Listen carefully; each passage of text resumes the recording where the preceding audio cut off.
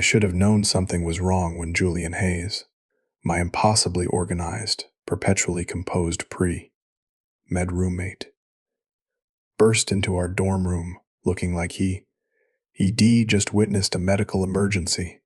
He wasn't qualified to handle. River, I need you to be my boyfriend. I looked up from the script I'd been memorizing.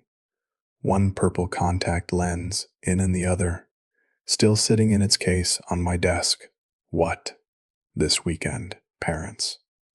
Weekend. I need you to pretend to be my boyfriend. His brown eyes were wild, desperate in a way I'd never seen during our 6 months of living together. I'll pay you. Name your price. I blinked. Processing. This was Julian Hayes, the guy who color-coded his medical textbooks, who never been late to a single 8 a.m. class, who always smelled faintly of coffee and determination. The same Julian who barely looked up from his anatomy notes when I practiced monologues at 2 a.m. or dyed my hair silver in our tiny bathroom. Okay, back up. I set down my script. Why would you need a fake boyfriend? And more importantly, why me? Julian collapsed onto his perfectly made bed. The contrast to my nest of rumpled sheets and discarded costumes could have been more obvious. He ran his hands through his dark brown hair, messing it up in a way that shouldn't have been as attractive as it was. My parents have been hounding me about dating for the past year. Every phone call, it is, have you met a nice girl yet? Your cousin Sarah just got engaged. We're not getting any younger. Julian, he laughed, but there was no humor in it. I kept making excuses, too busy with classes, focusing on getting into a good medical program, whatever.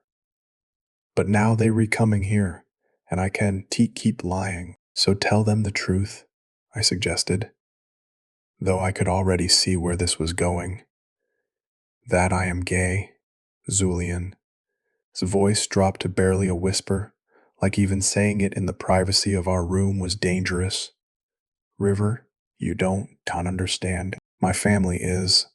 They very traditional, very Catholic, very convinced that homosexuality is a sin that can be prayed away. He looked at me, and I saw genuine fear there. If I tell them I am gay and single, they all try to fix me. Conversion therapy, prayer groups, the works. But if I am already in a relationship, shock and awe, I finished, understanding dawning. They'll be so overwhelmed by the reality of it that they won't have time to plan interventions. Exactly. Julian sat up straighter, hope flickering across his features. I know it is crazy, and I know it is a lot to ask, but you are literally the only person I trust with this. You are an actor. This is what you do. And we already live together. So the story makes sense. We can say we've been dating for a few months, that we wanted to keep it quiet. But now, we're ready to be open about it. I should have said no. This was objectively insane. Pretending to be someone, as boyfriend, to deceive their conservative parents over an entire weekend. But looking at Julian's face, seeing the vulnerability he usually kept locked away behind textbooks and clinical detachment, I found myself nodding. Okay, I'll do it. The relief that washed over Julian's face was almost physical. Really? River, thank you. I'll pay you whatever. I don't want your money, I interrupted. But you are going to owe me, big time. That is how I found myself, 3 days before parents' weekend, sitting cross-legged on Julian's bed while he paced our room like a caged animal, listing everything we needed to cover. We should establish a timeline, he said, very much in pre-med student mode. How we met, our first date, when we knew it was serious. Julian, breathe. I patted the space next to me, Sit down before you wear a hole in the floor. This is supposed to be a relationship, not a thesis defense. He sat, and I was suddenly very aware of how close we were. I'd never really looked at Julian this way before, as someone attractive rather than just my studious roommate.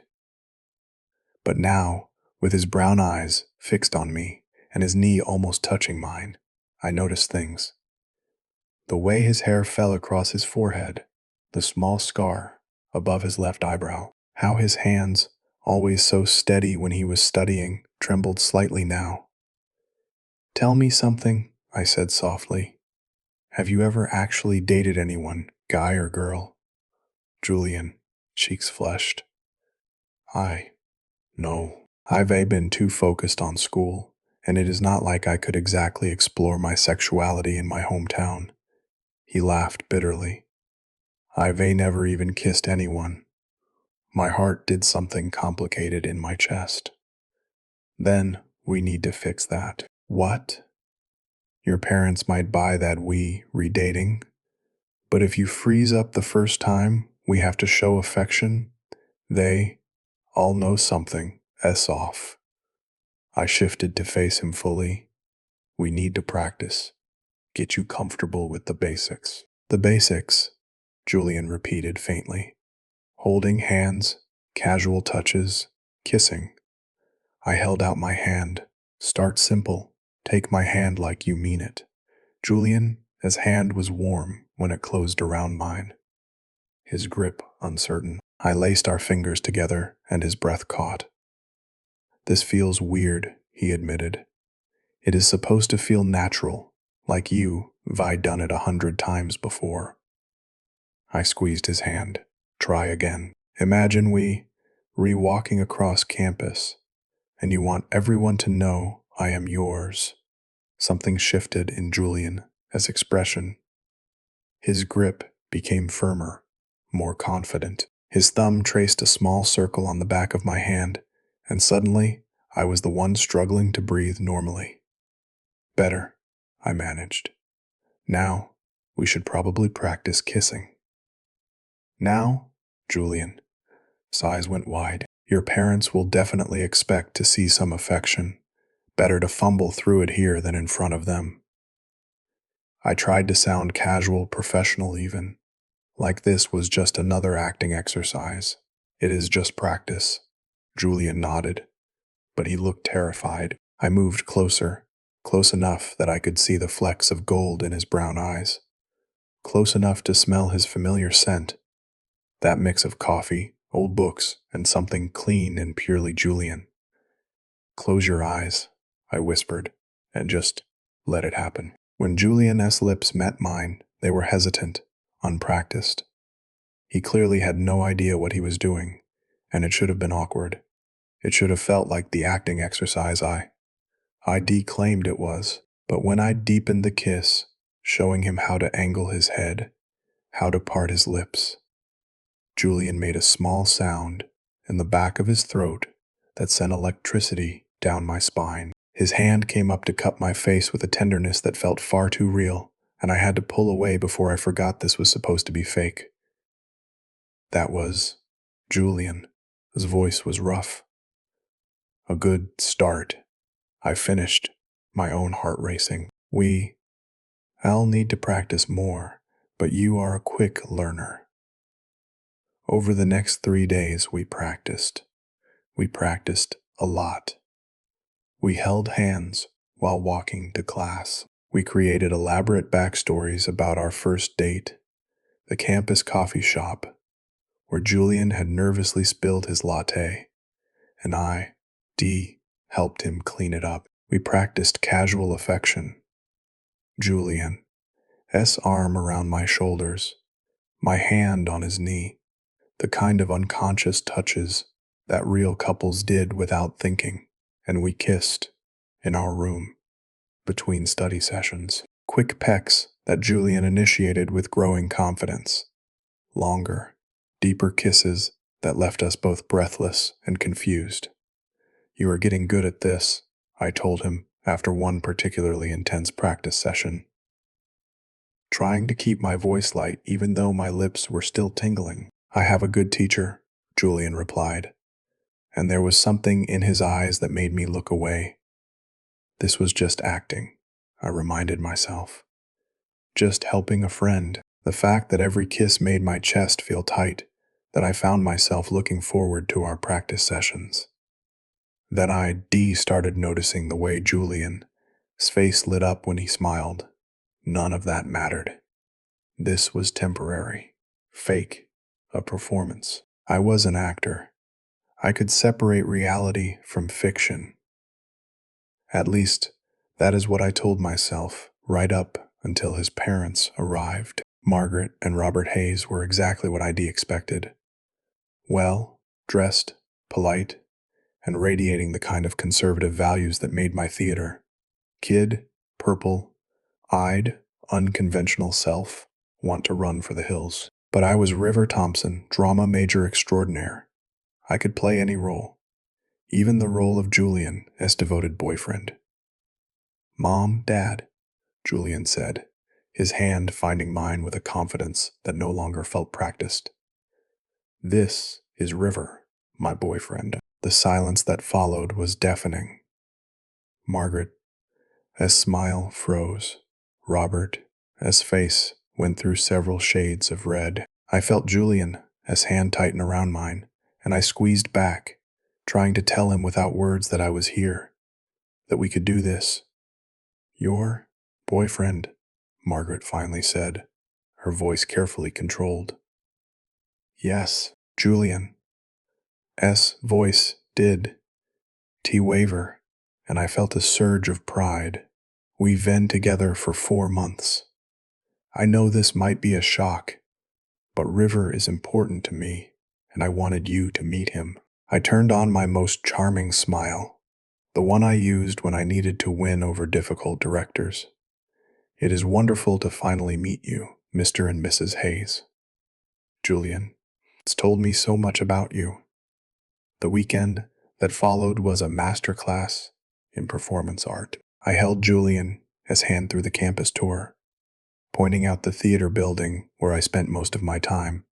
I laughed at Robert's awkward jokes and complimented Margaret's dress. During the formal parents' weekend dinner, I cut Julian's steak when he was struggling with his knife, and he fed me a bite of his dessert in return. The gesture so natural that I almost forgot we were acting. "So, River," Margaret said over coffee, her tone still cautious but warming slightly. "What are your plans after graduation?" "I am hoping to work in theater, maybe move to New York or I said, honestly. "I know it is not the most stable career path, but it is what I love." "And Julian supports this?" Robert asked, his skepticism clear. Julian's arm came around my shoulders. "Of course I do. River is incredibly talented. I've seen him perform. He is going to be amazing." There was such genuine pride in his voice that I had to remind myself he was acting. "And I'll have a stable medical career, so I'll balance each other out." The way he said "we," like our future together was a given, made something in my chest flutter dangerously. That night, after his parents had returned to their hotel, Julian and I collapsed in our dorm room. I started to pull away, to return to my side of the room and drop the act. But Julian caught my hand. "Thank you," he said quietly. "You were perfect today. Too perfect, actually." I almost forgot. "That it is not real," I finished, my throat tight. "Yeah." We stood there in the dim light of our room, hands clasped, and I wanted to tell him. I wanted to say that somewhere between the practice kisses and the fake hand, holding, something had shifted for me, that when I looked at him now, I didn't see my roommate or a role I was playing. I saw Julian, brilliant, kind, beautiful Julian, and I wanted this to be real with an intensity that scared me. But I was a coward, so I just squeezed his hand and said, "Get some sleep, We have 2 more days of this. Day 2 was the football game. I'd never been to one before. Sports weren't exactly my scene. But Julian explained the rules with such enthusiasm that I found myself actually enjoying it. Or maybe I was just enjoying the way his eyes lit up, the way he unconsciously leaned into me when he got excited about a play. Margaret and Robert were warming up to me, I could tell. Margaret asked about my latest performance, actually seemed interested when I described my role in the fall production of A Midsummer Night's Dream. Robert discussed medical dramas with surprising knowledge, and Julian and I laughed when he critiqued the medical accuracy of Gray's anatomy. You two seem really happy together, Margaret said during a quiet moment, her eyes soft as she watched Julian and me share a blanket against the autumn chill. We are, I said, and realized I wasn't lying. That evening, there was a parents' weekend social event, a fancy dinner, dance situation that made me deeply grateful for all those ballroom dance classes. Taken for various productions. Julian, predictably, had never danced before. Just follow my lead, I whispered as I guided him onto the dance floor, very aware of his parents watching from their table. Trust me, Julian. His hand settled on my waist and mine on his shoulder, and we began to move. He stepped on my feet twice in the first minute, apologized profusely, but I just laughed. You are overthinking it, I said, pulling him closer. Stop trying to plan every step. Just feel the music and move with me. I don't know how to stop overthinking, Julian admitted, but he relaxed fractionally in my arms. We swayed together, and gradually, Julian stopped counting steps. His forehead came to rest against mine, and we moved as one, the rest of the room fading away. His eyes, those warm brown eyes, somehow memorized every shade of, looked into mine with an expression I could quite read. River, he started, his voice low and uncertain. Don't. I whispered back, suddenly terrified of what he might say, what I might say in response. Not here, not now. But the moment stretched between us, charged with something that felt nothing like acting. The final day arrived too quickly. Brunch with the Hayes parents, and then they would leave, and this would all be over. Julian and I could go back to being roommates who barely acknowledged each other's existence outside of coordinating shower schedules. Except I didn't want that anymore. I am glad Julian found you, Margaret told me as we waited for our food. Her hand covered mine on the table, a gesture of acceptance that made my eyes sting. I won. Pretend this is what I expected for my son. But seeing how you look at each other, how you care for him, maybe this is exactly what he needs. He is the best person I know, I said, honestly. He deserves someone who sees that.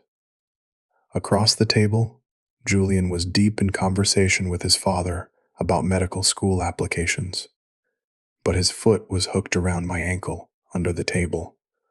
A small, constant point of contact that had become second nature over the weekend. All too soon, we were standing in the parking lot, saying goodbye. Margaret hugged me tightly, whispering, "Take care of him." In my ear, Robert shook my hand with something approaching respect. I'll see you at Thanksgiving," Margaret asked Julian, and there was a question in her voice. Would I be invited too? Actually, Julian said, his hand finding mine. I was thinking River and I might do our own thing this year. Start our own traditions. His parents nodded, understanding, and then they were gone. Julian and I walked back to our dorm in silence. The weekend was over. The performance was done, and I had no idea what happened next. Back in our room, Julian turned to me with a smile that did quite reach his eyes. "Thank you, River. Seriously, you were incredible. Your acting was so convincing that even I almost believed it sometimes. My heart cracked because, of course, that is all it had been to him. Acting, a role ID played to help a friend. Right, I said, my voice sounding strange even to my own ears. Acting. I turned away, started toward my desk, ready to bury myself in scripts and pretend my chest wasn't aching. But then I stopped because I was River Thompson, and River Thompson didn't run from difficult scenes. River Thompson committed fully to the role, to the truth of the moment. Consequences be damned. I spun back around. What if I said I wasn't acting? Julian froze. What? What if I told you that every kiss, every touch, every moment this weekend, none of it was fake for me? The words tumbled out now. Unstoppable. What if I said that somewhere between teaching you how to hold my hand and dancing with you last night, I fell for you, completely, stupidly, terrifyingly fell for you? Julian stared at me, his expression unreadable. The silence stretched, and I felt panic rising. I know this is crazy, I continued, unable to stop myself.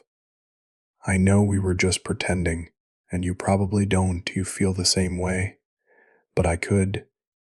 That you think it was all acting because it wasn't not for me. Not since that first practice kiss when you made that sound and touched my face like I was something precious.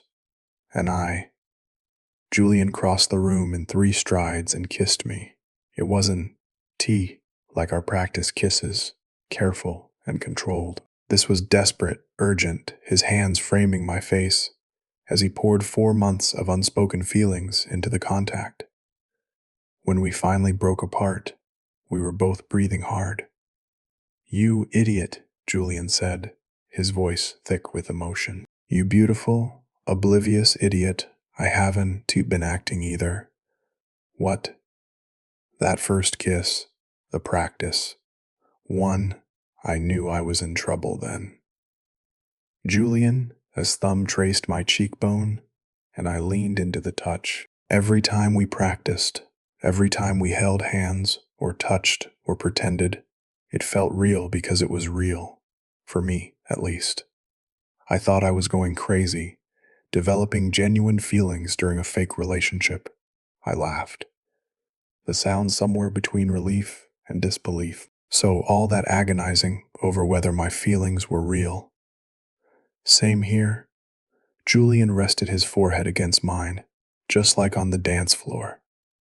I spent the entire weekend falling more in love with you while thinking you were just being a really good actor.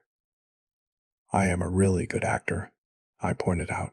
But this is the most real thing I've ever felt. We kissed again, slower this time, savoring it. No performance, no audience, just us. So, Julian said eventually, his arms wrapped around my waist. Does this mean I'll be my boyfriend? For real this time? On one condition, anything. Next parents, weekend, we tell them the truth. That we weren't together when they visited. That we fell in love during the weekend we spent pretending. Julian smiled. That real smile that I only started seeing this weekend. Though my mom is going to be insufferable about knowing we were meant to be, or something, I can live with that. We ended up on Julian's bed, tangled together, talking about everything and nothing, about how he noticed my purple eyes on the first day we met and thought they were beautiful, about how I'd been intimidated by his intelligence until I realized how kind he was underneath, all the academic achievements, about all the little moments over 6 months of living together that had meant more than either of us had admitted. I am glad you asked me, I said eventually, my head on his chest, listening to his heartbeat. To be your fake boyfriend.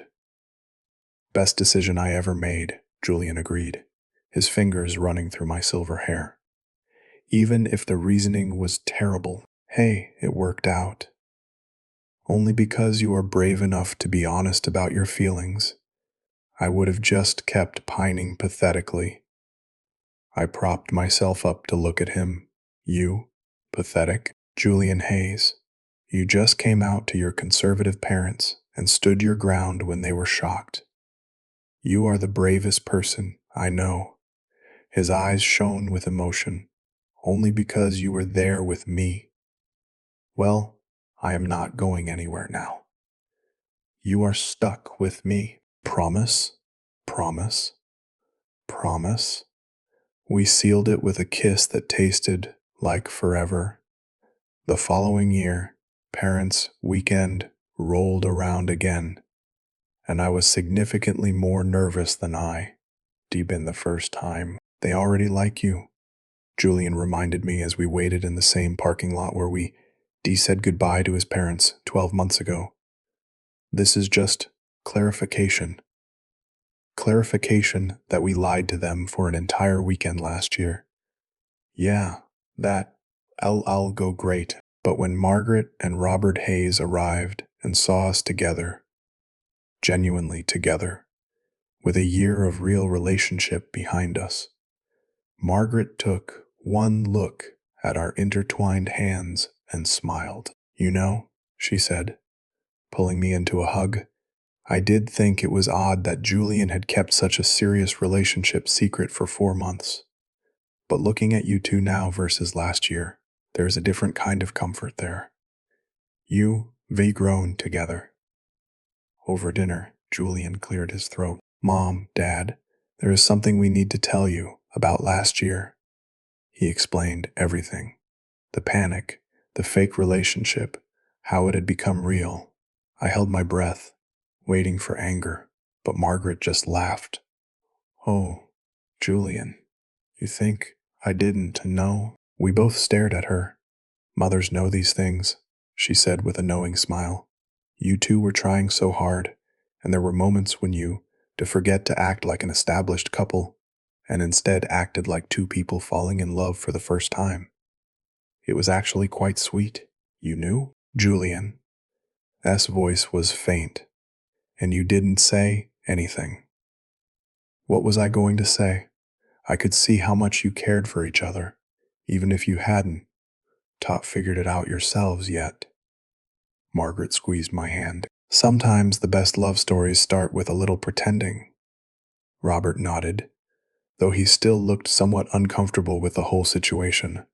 We might not fully understand it, son, but we can see you are happy. Both of you.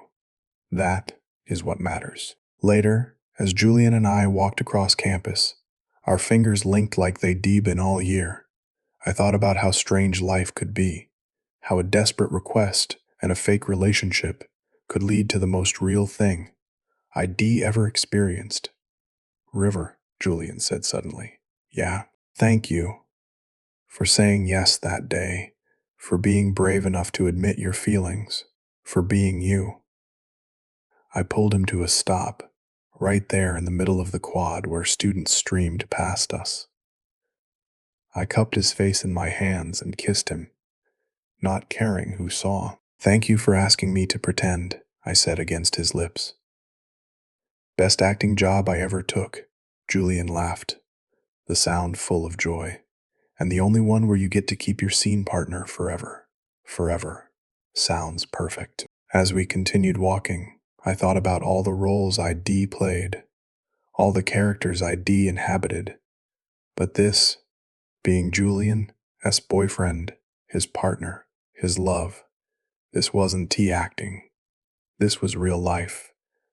Better than any script I could have imagined. Sometimes, the best performances are the ones that stop being performances at all.